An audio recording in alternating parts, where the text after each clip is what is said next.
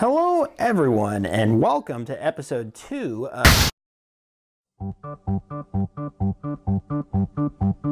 Happy, happy Halloween, Halloween, Halloween, happy, happy Halloween, Silver Shamrock.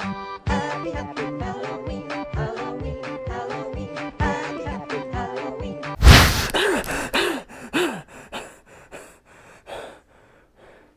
Man, that was close. You can't take any chances with those advertising jingles. They're a product of the devil himself.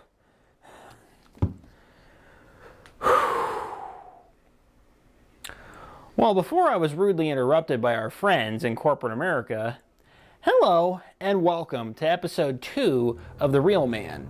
In this episode, we're going to tackle a bit of a question. Do good things and horror come in threes?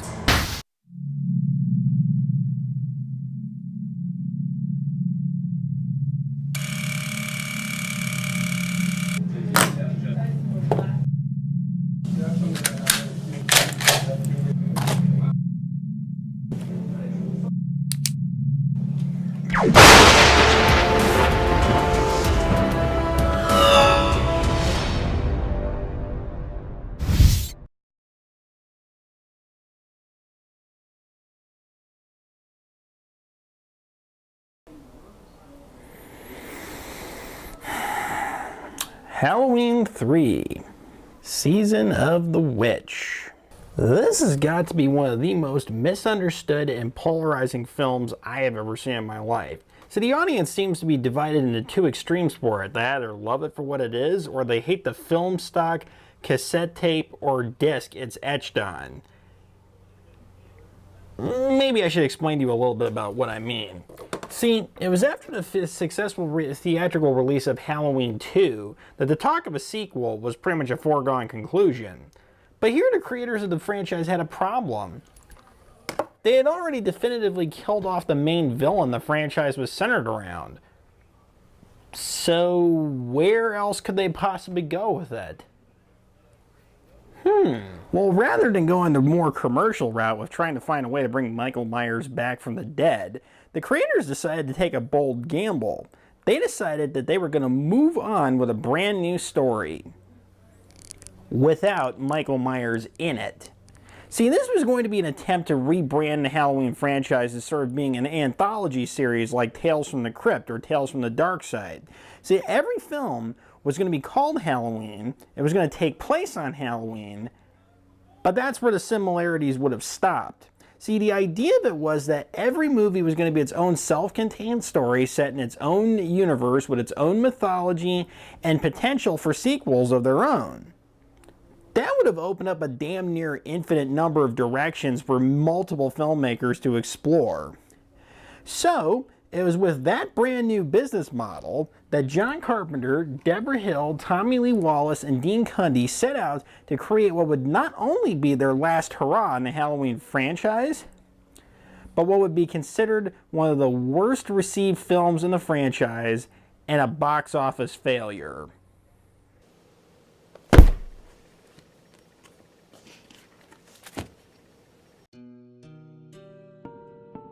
The story begins in California the week before Halloween. A hapless toy store owner ends up in the hospital half dead. He is clutching a pumpkin mask and muttering, "They're gonna kill all of us." Hours later, he's murdered in his bed by a mysterious assassin who promptly commits suicide via immolation before he can be questioned. Knowing that something sinister is going on, the attending physician, Dr. Chalice, teams up with the dead man's daughter, Ellie, to get to the bottom of it. Knowing that the pumpkin mask is an important clue, they follow the trail back to the sleepy small town of Santa Mira, home of the Silver Shamrock Novelties Company. Here they learn from the evasive townsfolk about Connell Cochran, the CEO of Silver Shamrock and designer of the pumpkin mask, witch mask, and skull mask that are the hot seasonal item being marketed to children all across America, and possibly the world. Cochran and his employees are not what they claim to be. They are bloodthirsty pagans who only want to return October 31st to its dark ancient origins, using the masks to do it. So now, Dr. Chalice and Ellie must race against the clock to stop Cochrane's evil plan before Halloween night becomes a bloodbath.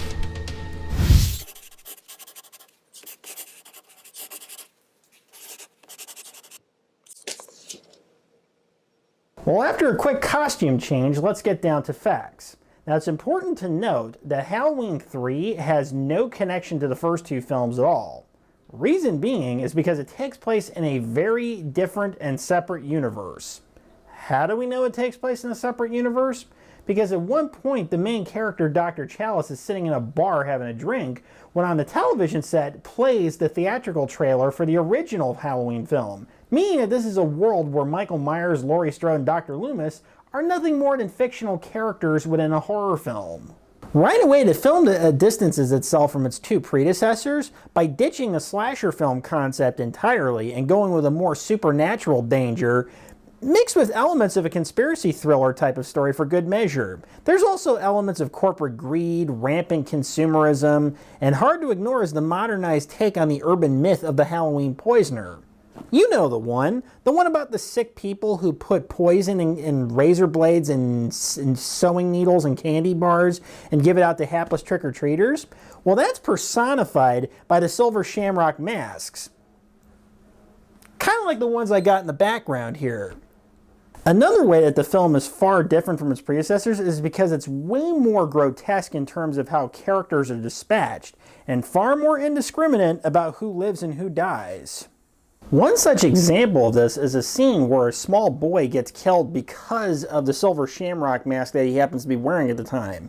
See, this commercial plays on a television which triggers some hidden microchip in the mask and causes his head to disintegrate into this horrific mess of insects and poisonous snakes that crawl out and slither over to his horrified parents and kill them while they're helplessly watching the whole thing go down.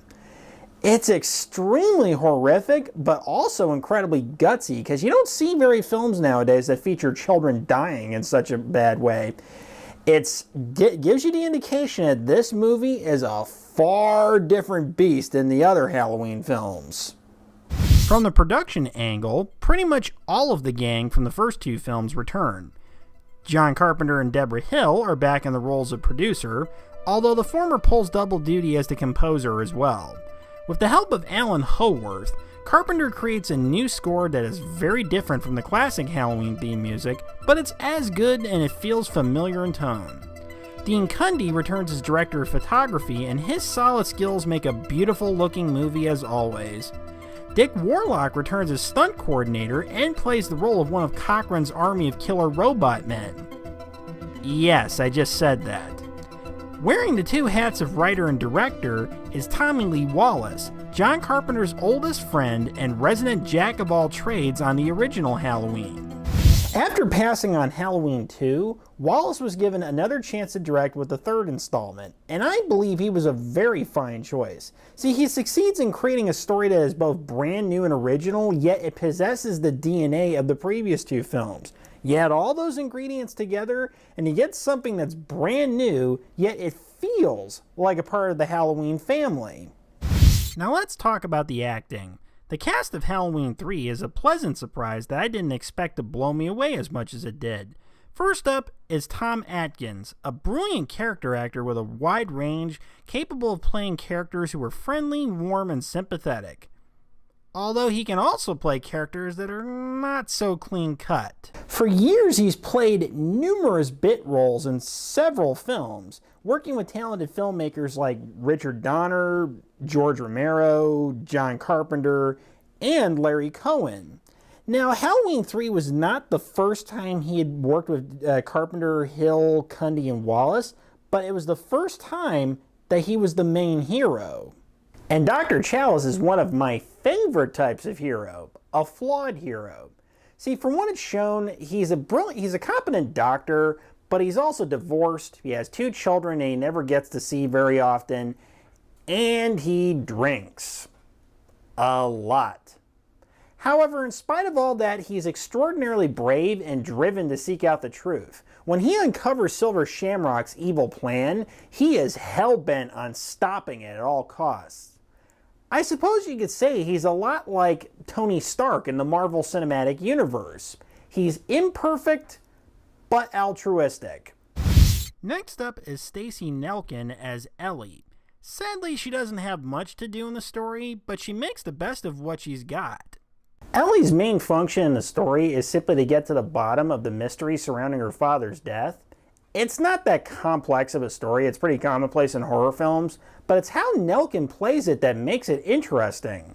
See, outwardly she appears very sweet and innocent, but her eyes project something very different. Her eyes are filled with sensuality, alertness, aloofness, and something a little otherworldly. That last part rings true when, in the scene when they're escaping Santa Mira, she turns on Dr. Chalice with the intention of killing him. He wins the fight and ultimately discovers that she's actually another one of Cochrane's robot people. Now this brings an interesting question. When and where was Ellie replaced with a robot doppelganger? Is the real Ellie alive out there? Or was there just never an Ellie at all? Was she just a robot from the very beginning? It's likely a question that will never be answered, but damn does it still bother me to this day. Last, but certainly not least, is the role that steals the show. Villain Conal Cochrane. He is brought to life by Irish actor Dan O'Herlihy. Most people will remember him from RoboCop and RoboCop 2 as the CEO of OCP, while others might remember him as Griggs from The Last Starfighter. For Halloween 3, O'Herlihy once again taps into his dark side, but unlike the villain he played in RoboCop, Conal Cochrane is infinitely far more disturbing. See, O'Herlihy plays him as this cheerful, smiling, grandfatherly fellow who loves to see children enjoying themselves and smiling and being happy, and he always has this warm twinkle in his eye when he does. But as soon as he's alone or in the presence of his devotees, that facade melts faster than the Wicked Witch of the West. We see that Cochrane is a twisted and diabolical monster who will go to any length and any depth to fulfill his mission. And the scene that sums him up the best is where he's got Dr. Chalice hostage, and Chalice just asks him why he's doing such a horrible thing. And Cochrane's answer is truly frightening. You don't really know much about Halloween. You thought no further than the strange custom of having your children wear masks and go out begging for candy. The Festival of Samhain, the last great one, took place 3,000 years ago, and the hills ran red with the blood of animals and children. Sacrifices are part of our world, our craft, witchcraft. To us, it was a way of controlling our environment. It's not so different now. It's time again. In the end, we don't decide these things, you know. The planets do. The cherry on top for me is at the end of the scene when Cochrane puts a skull mask on Dr. Chalice, switches on the television set so when the final Silver Shamrock commercial airs at 9 p.m., the mask will activate and kill him. His last words to Chalice being, And happy Halloween.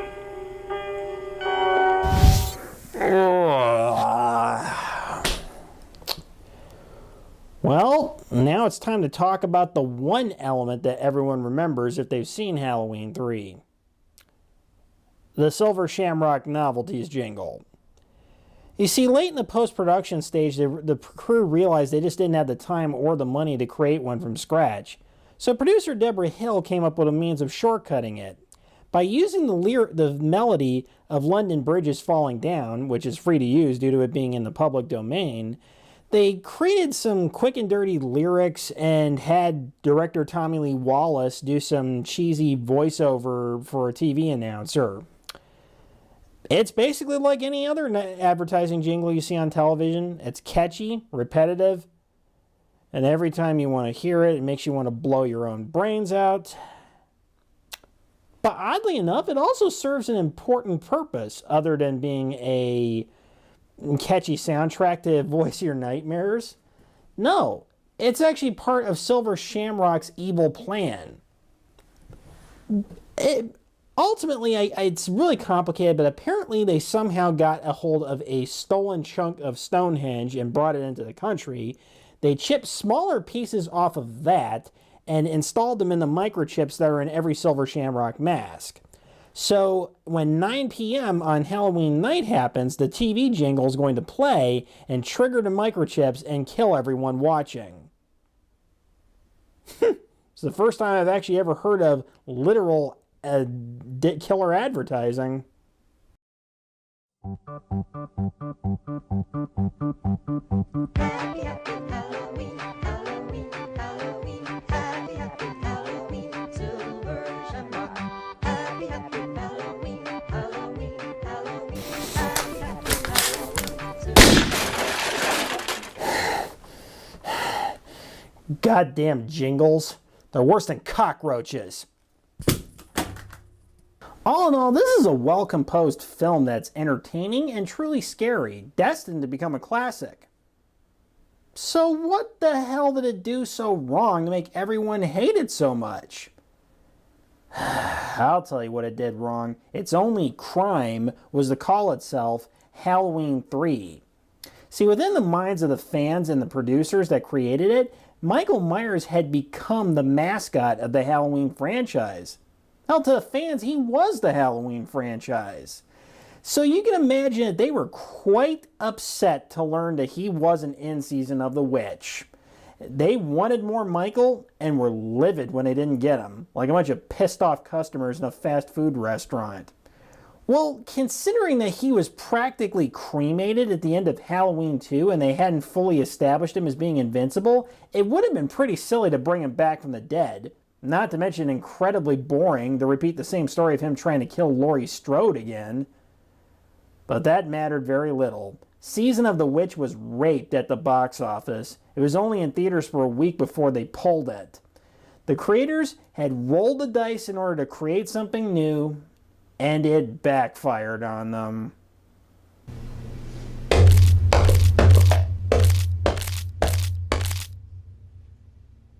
In a nutshell, Halloween 3 is an unpolished gem. Sure, it feels more like a reboot than it does a true sequel, but it's still a fantastic little movie that had the balls to take some creative risks and try to make something original. Sadly, the hardcore audience just wasn't buying it, and they were the ones that mattered.